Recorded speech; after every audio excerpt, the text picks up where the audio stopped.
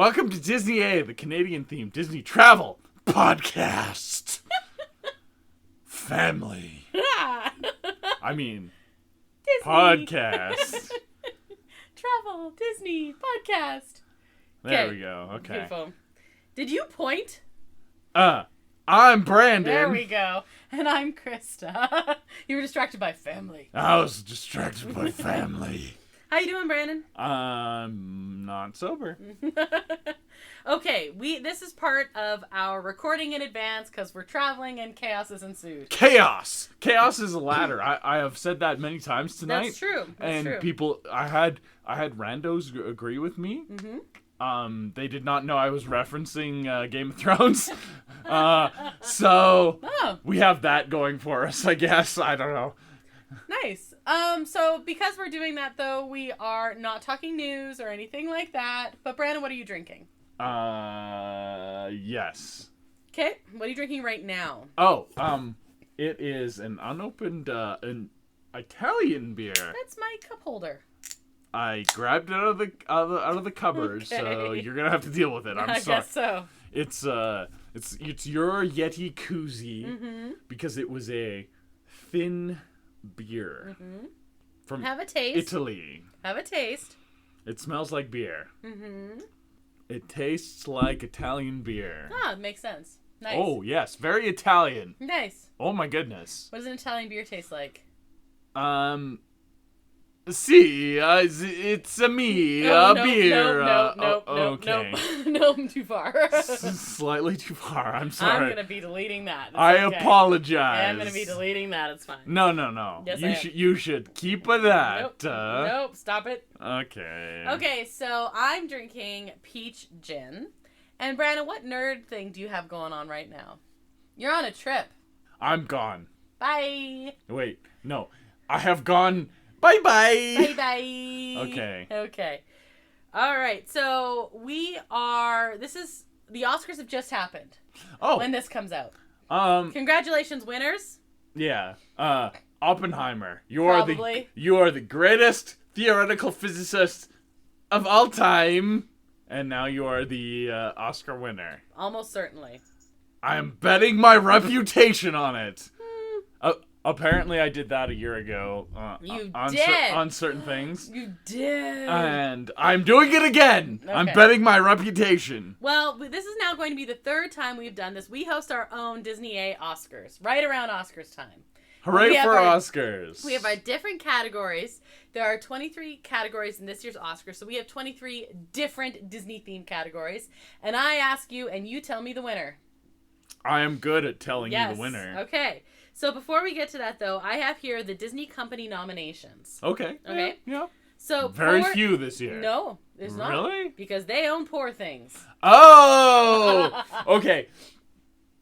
We have not watched Poor Things yet. Probably tonight after we're done recording this. But I'm very excited to see Poor Things because Emma Stone just given her... Totally.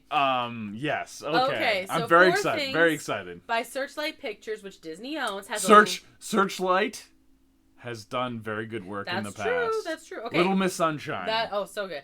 So there are 11 nominations total. This is in order. Like, I'm going to go through all the Disney Company nominations in order of most. So 11, including Best Picture, Best Director, Actress, Supporting Actor, Adapted Screenplay, Cinematography, Editing, Production Design, Costume Design, Makeup and Hairstyling, and Original Score. I listened to the original score today. I just, during my film studies class, I just played like pieces of the score from each of the nominated films, and it was, my students were like, this is great and also really uncomfortable, and I'm like, that's probably from Poor Things. And I looked at it, I was like, oh yeah, yes, it's Poor Things. Yeah, it is. Okay. I think the only thing it has a chance is like costume and makeup, maybe. Yeah. But Maestro's probably gonna win makeup, and I don't think it will. I think Maestro's gonna win makeup. I think the nose was too scandalous. Yes, but also it's probably gonna win for that. So okay, well, I mean that's gonna win me the Oscar pool. So okay, there you go. There you go. Okay. The Creator, which is Disney owns 20th Century Studios, has 2 nominations for visual effects and sound. Also, Bobby Wine, The People's President, is National Geographic Documentary Films that has 1 nomination, which is documentary feature. Elemental is nominated, which is done by Pixar. That is a nomination for animated feature. It is not going to win. I will put my reputation on it. So animated feature is between Spider-Verse and Boy and the Heron. And the Boy and the Heron, which is your typical. Flamin' Hot, which is done by Searchlight Pictures, has 1 nomination for original song, The Fire Inside. Do you know what Flamin' Hot is about? Cheetos. Yes. Seriously? Seriously. Seriously? Seriously. Okay, I was just joking. What? I know. What? I looked it up today because I was like, what? No, seriously. Yep. It's about Flamin' Hot Cheetos? Kinda. It's about like the making of it, but it's like the guy who was inspired by his cultural heritage to make. Yeah, seriously. Guardians of the Galaxy Volume 3, which is done by Marvel Studios. No. Cheetos. Yes. Okay. Okay. Guardians of the Galaxy Volume 3, which is done by Marvel Studios, has 1 nomination for visual effects. The Last Repair Shop by Searchlight Pictures has 1 nomination for Best Documentary Short Film. Indiana Jones and the Dial of Destiny has 1 nomination for Best Original Score. Of course it does, because... John Williams! Da-da-da! Da-da-da! Da-da-da! I'm sorry. Very nice. Thank you. Yeah. I'm sorry if I pronounce this incorrectly, but I think it's either Nene or Nai, and Waipo, which is done by Disney Plus, has a nomination for Best Documentary Short Film. I mean, all you need to say is John Williams. You just fell apart. I fell apart. You fell apart. I should have ended with that one. Yeah. What's in the bag? It's not a head. It's just content. Oh.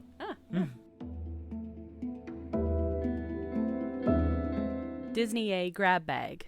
Okay, are you ready to be judgmental? I'm so ready. Okay. I am very. I was born for this. It was like I was made for this. Or you were inevitable. Yeah. All right. I don't know. Yeah, here we go. There you go. Welcome to the 3rd annual Disney A Oscars. Are you in your Oscar best? I'll just adjust my tuxedo. All right, so the red carpet has been walked and we are seated. So we are ready to begin with our first category. Ready? Please don't slap me. No, that's in the middle of the show. Oh, okay, yeah. Best, so we're starting strong with the best MCU final line by a villain to date. By a villain? Yes.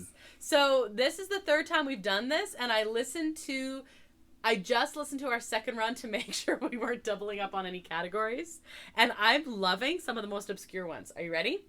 I got kind of hooked on this final line. Okay. Okay, so by a villain to date. Now this doesn't mean some of them may have died. Some of them we don't see them anymore. Is there nominations or do I have to come No, up? I'm coming. Okay. So there are 5 nominations in each category. So far you have Doc Ock, I Will Not Die a Monster. Thanos, I Am Inevitable. Yeah. Of course. Killmonger, Because They Knew Death Was Better Than Bondage. High Evolutionary, All I Wanted to Do Was Make Things Perfect. And Vulture, Adrian Toomes, and this one, he isn't dying, he is in prison, but he has just been asked who Spider-Man was, and he knows. But instead of saying, he says, if I knew who he was, he'd already be dead. So it's like him redeeming himself, not refusing to give up Peter Parker's identity. So I figured that one required some explanation for context why I made the list. Those are some good villains. I'm sorry, it's got to be Doc Ock. Yeah, he is the best Marvel villain. Thanos is obviously very strong. So I'll tell you, I went through lists of all MCU characters' famous lines, and Thanos and Killmonger made every list. Yeah, Killmonger makes the list for different reasons, and Thanos is he's just Thanos. Okay. But I'm a millennial. Yeah. And the Tobey Maguire Spider-Man movies are very important to me. Yeah. And Doc Ock is my favorite villain. Doc Ock and those movies, they just have really good writing. It's true. But isn't that a great one? I Will Not Die a Monster. Okay. Yeah.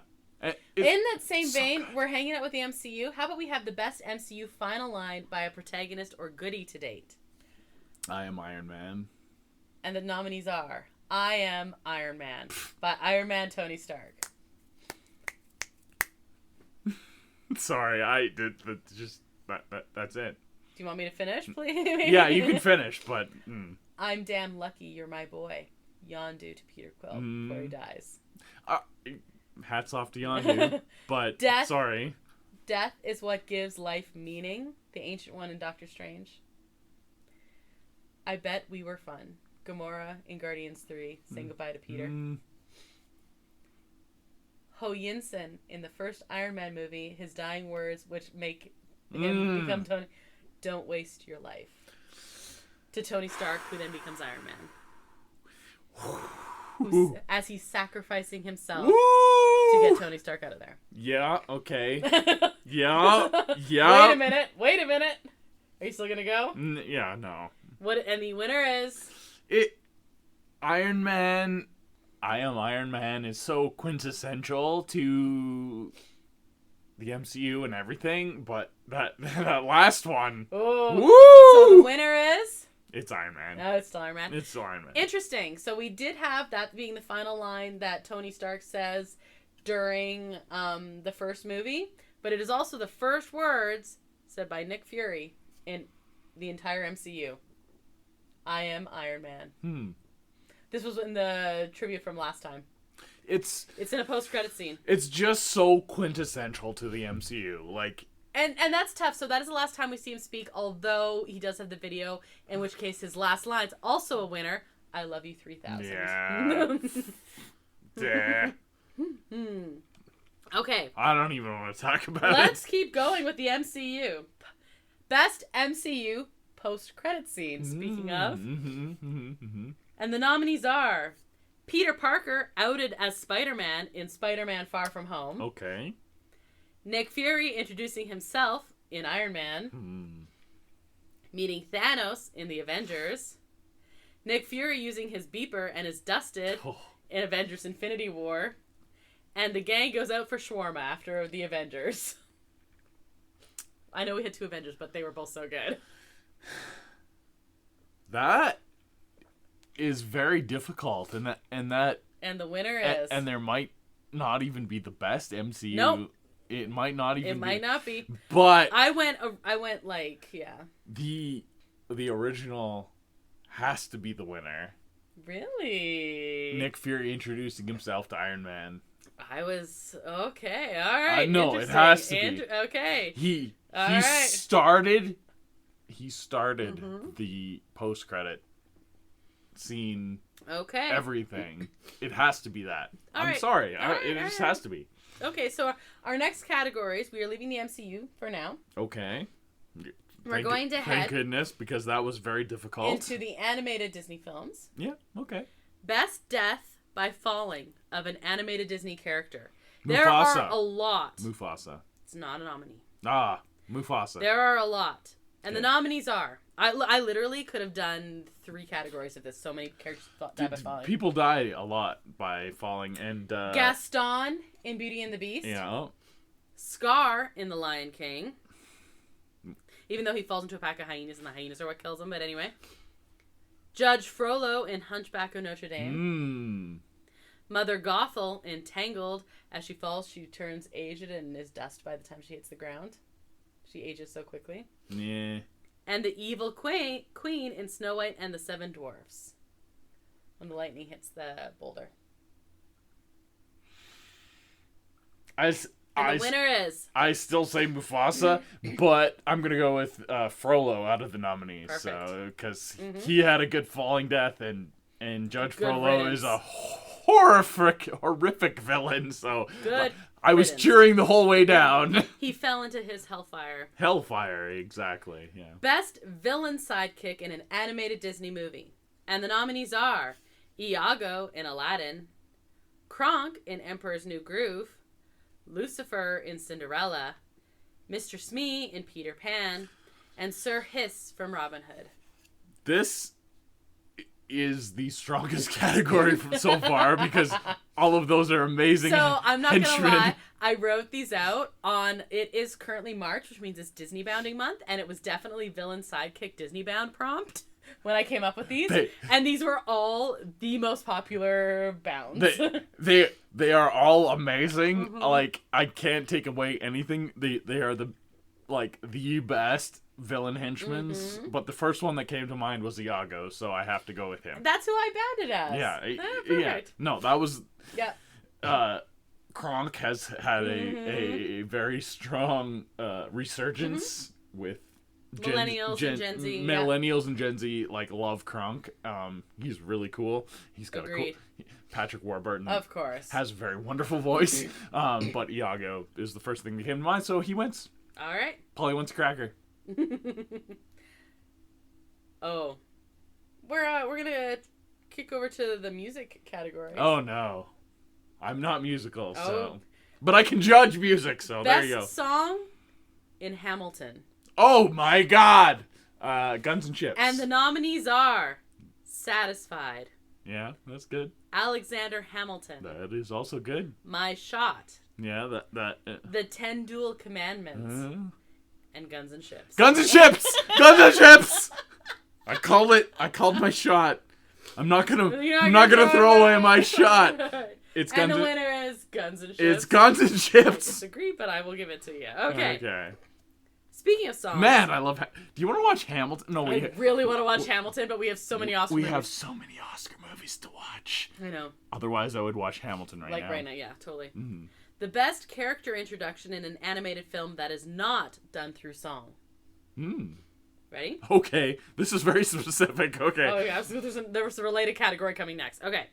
The genie. First meeting the genie in Aladdin. That was done through song? No, we first meet him before song. This is not done through song. It's meeting a character not through song. The arrival of the genie is he rubs the lamp and he has the big, reveal. Okay. You've never had a friend like me. Okay. That's after that. That's after that. No, No, I'm talking. You rub the lamp and the genie appears. Just that moment. Okay? Okay. That's very specific. Yes, it is. The second nomination goes to Buzz Lightyear, the camera panning up in Toy Story. Mm-hmm. Maleficent showing up uninvited to the party in Sleeping Beauty. Doug, who has just met you and he loves you in Up. And Tigger, who introduces himself by bouncing Winnie the Pooh in The Many Adventures of Winnie the Pooh. Before we find out he's a wonderful thing who stops Maid River. Okay. I'm gonna clarify this because several of these introductions that you've said are not song.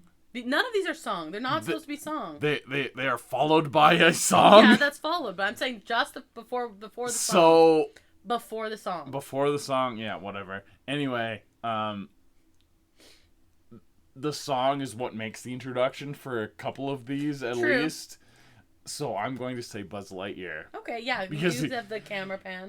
The camera pan and the swell of music. Okay. It evokes a lot of sci-fi and it just works. Okay. It just works with the whole lore of the Toy Story universe and stuff. So yes, it's Buzz Lightyear. Okay, well we're gonna stick in the songs because the next is the best character introduction song. So this may or may not be the first time you meet them, but it's like learning about them. Okay. Okay, and the nominees are Belle in Beauty and the Beast, Friend Like Me, Genie and Aladdin, A Dream Is a Wish Your Heart Makes from Cinderella, Ooh. You're Welcome, Maui in Moana. Oh, yes, and The Bare Necessities meeting Baloo in Jungle Book. Gosh darn, that is... There were so many. You'd be shocked. You wouldn't be shocked if you actually thought about it. How many characters have songs about themselves? They're all musicals. They should have songs about themselves. I'm not shocked at all. Oh my goodness. I have a whole little fun list of categories here. This is really hard, yeah? but I have to go with A Friend Like Me. Okay. R.I.P. Robin Williams. That's fair. very strong. Yeah, that's fair. Okay, let's keep with the introduction songs because next we have the best villain introduction song.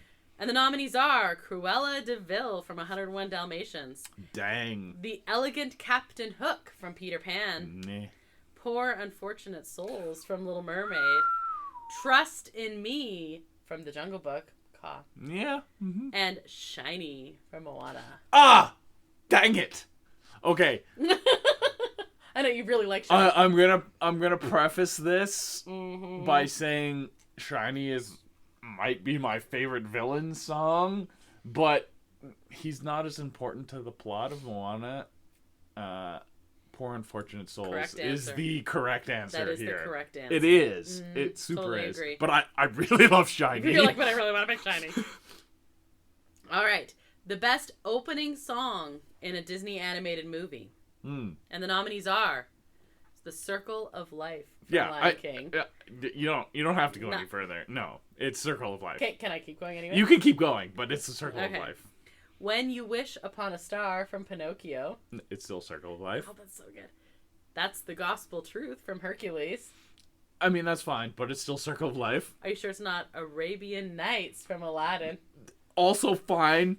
It's still Circle of Life. And then again, This Is Halloween from Nightmare Before Christmas. Also really cool. It's still Circle of Life. Not sorry. Okay. It's Circle of Life. All right, here we go. I'm not mad at that. No, it just is. I'm sorry. Okay. Best Disney or Pixar movie to win an Oscar for original score. So all of these 5 movies won an Oscar for original score. Beauty and the Beast. It's not on the list. Really? It's the only one to be nominated for Best Picture. I know. Okay.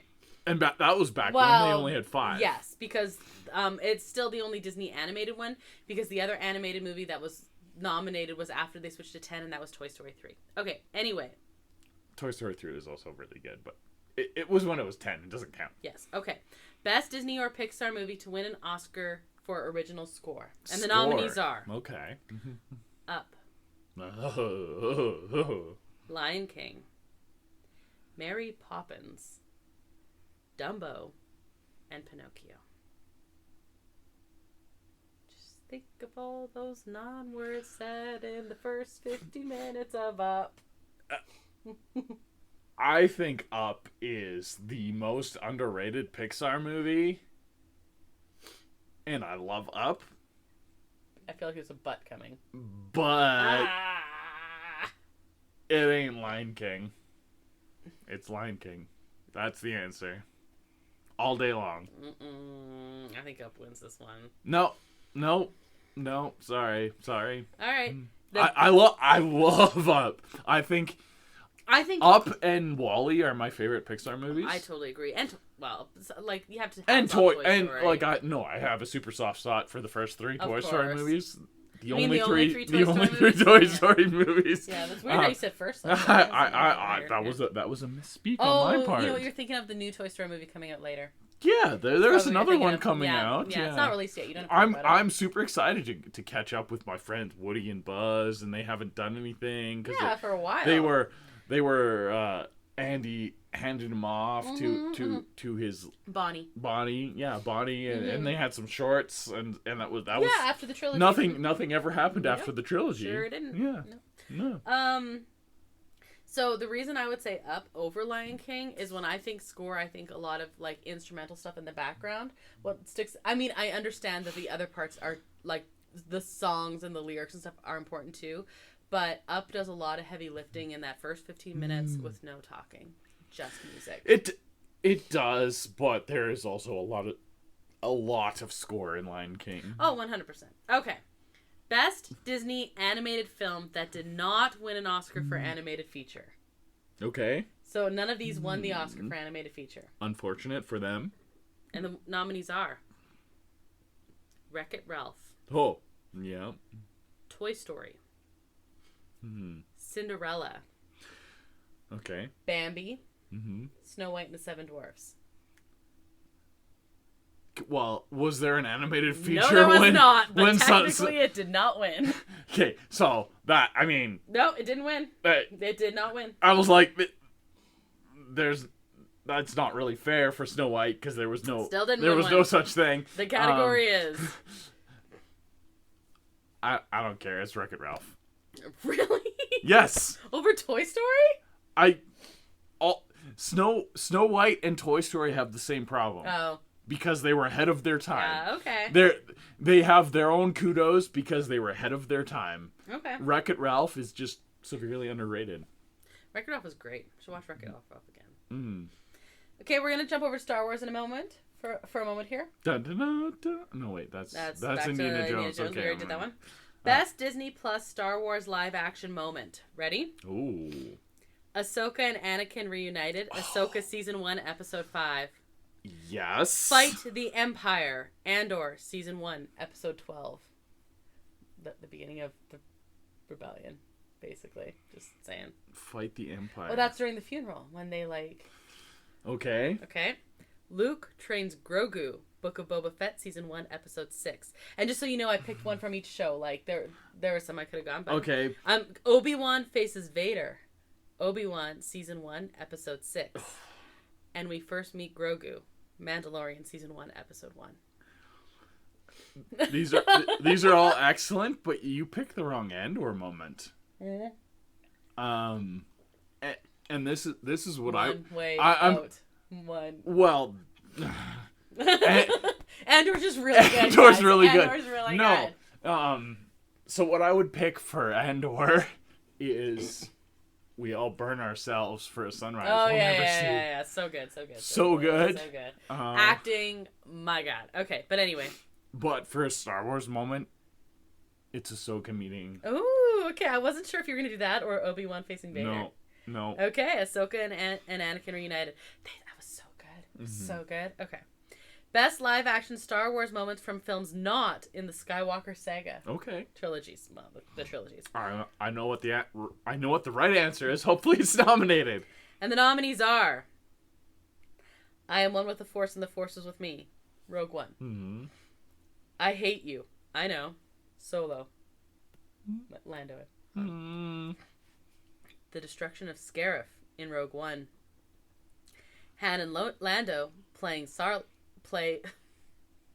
Sabak, yeah. Not Sarlacc. That's a totally different thing. Sarlacc is in Solo. Mm-hmm. And Vader's hallway scene in Rogue One. Was it on the list? Mean, there's three Rogue Ones in there, which is 3 Rogue Ones and 2 Solos. Yeah, I mean, yeah. No, the right answer is the Destruction of Scarif. But when Jyn and Andor hugging each other during the Destruction of Scarif. Mess, my God. Okay, so you went even more specific. Yes, I thought you might go the hallway scene, Vader's hallway scene. That is true. So that final destruction was what I meant there when you see them like in the background. Yes. But the Vader hallway scene. Who is Vader? I know who Vader is. He's Anakin Skywalker, and you said it's not Skywalker Saga. Oh, I see what you're saying. That's Skywalker. I'm sorry. No, I hear what you're saying. Yeah. It's just not technically part of the saga. Like, no, it's yes, but okay. All right, we're going to jump back over to Disney, Disney proper. Okay. But this is in general. Okay, so this is a general Disney thing. General Disney. Disney? General Disney. The worst lesson someone may learn watching an animated Disney movie. And the nominees are great things happen to kids when they become orphans. If you are pure of heart, you can easily approach wild animals. Wow. Mm-hmm. If you see a woman sleeping, definitely go right up to her and just start kissing. That is a terrible lesson. Do not do that. Consent is important, children. You can tell if someone is villainous just by the style of their facial hair. I mean, yeah. And bad people are ugly, good people beautiful. Mm. And the winner is. It's. I mean, the kissing thing is a terrible lesson. Don't do that. Mm-hmm. But good things happen to orphans. I mean that's just the through line for all Disney films, and that's a terrible lesson. Like. Yeah, all right. Like, the life of an orphan is not good. Never. All right. The next category is The most admirable villain in an animated Disney movie. Hades. And the nominees are Ursula. She did nothing wrong. We literally have an episode called Ursula Did Nothing Wrong. She signed a contract and it was fine. Sang a whole song about it. Okay. Maleficent. Yeah, she got snubbed at a social event. And that would have been a huge snub at the time, just saying. Yeah. Captain Hook. He lost his hand and they made fun of him the whole movie. It's horrible. Exactly. They named him after his lost hand. Exactly. I feel bad for him. Lady Tremaine. All she wants is good things for her daughters. Yeah, but she also married into a rich family and treated the actual heir terribly, so she's kind of a bi. I'm not going to say the real word. And Jafar. Jafar was the little finger of our generation. And the winner is... It's Ursula. She did nothing wrong. She did nothing wrong. We literally have an episode called Ursula Did Nothing Wrong. She did nothing wrong. She had a very clear and spelled out contract, and Ariel signed on the dotted line. So I guess the only thing she did wrong was 16-year-olds probably shouldn't enter into legally binding contracts, but it was very clearly it's under the sea. You don't know what the legal age is under the sea. True. So also, can I just say the fact that at any point in time, Ursula can look however she wants, and she chooses to be that fabulous. She is fabulous with a capital F. That's true. Yeah. Best Disney film adapted from a book. We're going classic literature Jungle here. Book. Peter Pan, originally by J.M. Barrie. Mary Poppins, originally by P.L. Travers. Okay. Oliver and Company, based on Oliver Twist, originally by Charles Dickens. True. The Many Adventures of Winnie the Pooh, originally by A.A. Milne. Okay. And Lion King, inspired by Hamlet by Shakespeare. Yeah, okay. Yeah, anyway. I know I threw a wrench in your plan there, didn't I? You did. It's Winnie the Pooh for me. I think that's the correct answer. And you know how much I love my Shakespeare. Lion King does a very good job of adapting Hamlet to be like a completely new story, which is not usual for like adaptations of this part. But Winnie the Pooh does the best by its original work. I'm alright with that.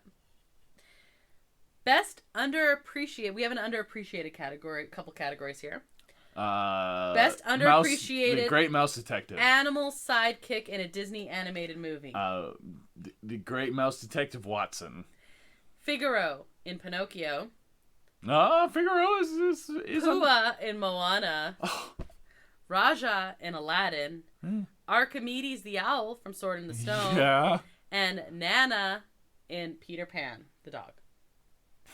Yeah, no, yeah, okay. Who's basically a nanny and the caregiver. Okay. Underappreciated is what we're going with. It is Pua. Because Pua gets absolutely effed over and has like 10 minutes of screen time and might be the cutest sidekick of all time. Yeah. If Pooh was more of a part of it, you could just take my money for merch, honestly. Like, just be like, whatever, just like, if you put Pooh on and I'm happy, so I don't care. Agreed. And it makes me like Moana less because they screwed over Pua. I'm not mad at that. Okay. You're going to have to forgive me. You might have to help me with some of these. I don't know if I'm going to forgive you. I'm sorry. I don't know. Best odd character name in a Star Wars movie. Oh, okay. That... You're going straight up by names. No. Dudbolt in Pod Racer Pilot in The Phantom Menace. Odd character names are like a standby in Star Wars. Agreed, I'm but sorry. You're picking one of these five. No! So you have Dudbolt. Okay, the Pod Racer Pilot in Phantom Menace. Elan Sleazebagano from Attack of the Clones, who's in the bar going, and when Obi-Wan's like, I don't want to sell you death sticks. I want to sell you death sticks, actually. Gaverki Lenswin from Solo, A Star Wars Story. Salacious B. Crumb, Return of the Jedi. And Powdock Draba Takat Sapdi Rekti Nick Lentki T Kvefne, Nick, Sevefren, Lekek, who's also known as Pow, from Rogue One, a Star Wars story, who also holds the credit for having the longest name. Okay. Want me to look at these? No. I mean, respect to, Gooby Booby Dooga Dooga Dooga Kenefki or whatever. It's Salacious P. Crumb. That's not that's the OG. He's a Muppet. Yeah, he is. Also. Yeah, he is. And it's just a funny name. I love it. Yeah. Star Wars is known for its weird Yeah, I was names. gonna do a whole thing with the friggin' Dans and stuff like that, but like I couldn't figure out how to make that work, so Yeah, Salacious P. Crumb. Okay. I love Salacious P. Crumb. That's the only one I know of all those names. And I distinctly remembered Sleaze Bagano. I don't want to sell you death sticks. And then it was like, you want to go home and rethink your life. I want to go home and rethink my life. Yeah, okay. Jedi mind tricked him. Yeah. Yeah. Death sticks are just cigarettes. Yes. So there you go.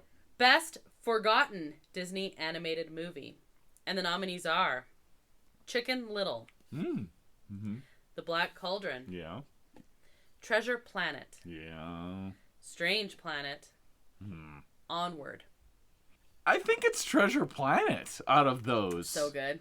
Treasure Planet You mean is Steampunk Treasure Island? Yeah. Yeah, Steampunk Treasure Island. It Yeah, fair enough. it's just good.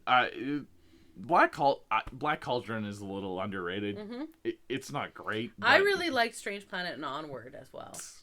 Yes, Onward was really good, was really and it good. got killed by COVID. I know. We won't talk about that. I but know. But it was it's such a shame because it was really good. Best Teacher in an Animated Film or Special. This one is I'm a fan of. Okay. And I specifically I would imagine you're a fan of this. Yeah. I specifically picked ones I knew you would know. Wait, Magic School Bus is not a Disney property, right? No, it's not. Okay. I specifically picked ones I knew you would know because I know there are some other teachers that I wasn't sure if you knew or not. So, the nominees are Ichabod Crane from Ichabod and Mr. Toad. He is a teacher. He is. Oh. Okay. Merlin from Sword in the Stone. He's a terrible teacher. He's a teacher, but he's a terrible one. He's a terrible teacher. Philatides, Phil from Hercules. Phil. Mr. Ray from Finding Nemo. Uh-huh. And we're drawing it in. Yeah, no. Goofy from Teachers Are People. Goofy's adorable. The answer's Ichabod. Of course it is. I mean, come on. Hey, I forgot he was a teacher, but he is. Ludwig von Drake, like Donald's other uncle, yes, is a teacher. I wasn't sure if you knew that or not. I didn't. Yeah, but he's a professor. That makes sense. Yeah, and I wasn't sure if you knew Professor Al from the Sing Along Songs movies. I don't. No. Okay, so I almost picked him too. But both of those did. Ludwig, I remember. Yes. Okay. But I was like, oh no, that's okay. It's Ichabod. It's Ichabod anyway. That's fair. It's fair. Ichabod. Best. Now we have 2 Disneyland to round out our evening. Okay. We have 2 categories left, both Disneyland focused. Disneyland. Best ambiance music in Disneyland. The Esplanade Loop, specifically in the morning. In the morning, it's more upbeat. In the evening, it's like more subdued. Main Street USA Loop. Tomorrowland. Fantasyland. And Galaxy's Edge. I would say probably the Esplanade Loop in the morning.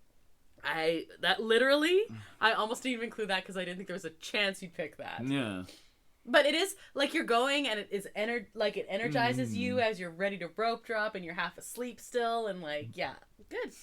Yeah. I think that's the right answer.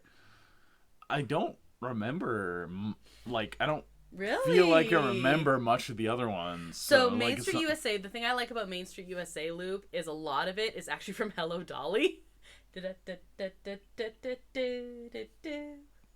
Which is that's also the Esplanade. The Esplanade plays a lot of the Hello Dolly. True. The Tomorrowland is kind of like sci-fi versions of things like strange things from Toy Story and a little bit of Star Wars in there. I feel like the Tomorrowland loop, and I'm gonna get hate mail for this, but it's overrated. That's one of everyone's favorite. I know it is. Mm-hmm. I feel like it's overrated. Mm-hmm. Fantasyland. Send me your hate mail. That's all right. I can take it, but I think it's overrated. Fantasyland is like carousel kind of versions. I prefer the Fantasyland. I thought for loop sure you were gonna pick Galaxy's Edge. It's mostly sound effects. To be fair. Mean, the soundtrack in Galaxy's Edge is amazing, but it's mostly sound effects, not music. But it's Star Wars. It's not necessarily Disneyland, so honestly, that's what I'm thinking there. I have no problem with awarding this award to the Esplanade Loop. Yeah.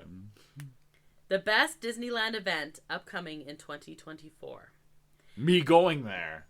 And the nominees are me going there. Yep. The opening of Tiana's Bayou Adventure. Oh.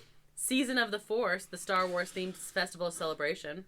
That I'm going to that, so that has a strong chance. Pixar Fest, Halloween Time, and the return of Fantasmic.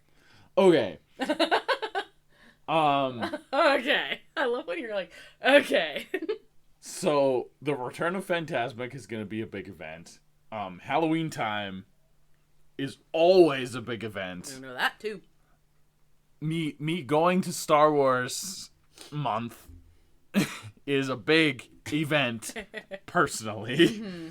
But the real answer is Tiana's returning. I agree.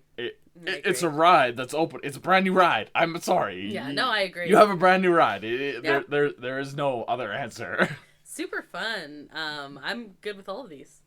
I'm very good at judging things. Okay? I know. I specifically was like, I want to do this so you can judge things. I am good at judging. I love it. Things. Do you like my categories this year? They were all right. Aw, just all right? Just all right. I like being like... I'm judging your categories right now. Yeah. They were just all right. They would not win an Oscar in my... I would not vote for them for an Oscar. But I'm sorry. It's an honor to be nominated. Yeah. You might be nominated. I don't know. You know, next year, do you want to come up with the categories? Not really, no. Because you want to be judgmental? I am very judgmental. Okay, yeah. Anything to add on any of these? Congratulations, winners. Try again next year, losers. Yeah. That's true. So that's our show this week. Thank you, El Mule, who's responsible for the custom theme song you heard at the top of the show. You can find a link to his work at our website, disneya.wixsite.com/podcast. That's also where you can find links to our social media accounts and to our email. You can find Disney A episodes on all of your favorite podcast streaming platforms and on our YouTube channel, Adventures A. If you've rated or reviewed our podcast, thank you. And if you haven't yet, please do. Just like whatever you're listening to right now, just like hit the stars or write a review. Extra stars. Extra ones. If you know someone who might like listening to us, please because I'm kind of funny. That's true. You're like the funny one, and I'm like trying to keep it on the rails as the person who edits later. I'm Abbott and you're Costello. Yeah. Okay. Fair enough. Wait, like the Arrival aliens? No. Oh, like the actual Abbott and Costello? Yeah. Okay. Good reference. Thank you. I forgot that. Yeah, okay. And let's tie it in because it's Hawkeye who's in that. It is Hawkeye that's in that. Just saying. Okay. It's also Lois Lane that's in that. That's a different too. universe. That is true. Okay. That's like, oh my goodness. So next episode we are doing a deep dive. Did you know that? Yeah, no, I didn't. You requested the next deep dive we're gonna do, and we're gonna do it next episode. I did a good request. The teacups. Teacups. So I'm Krysta. And I'm Brandon. And until the next adventure, TTFN, ta-ta for now. Spin! Thanks for listening to Disney A.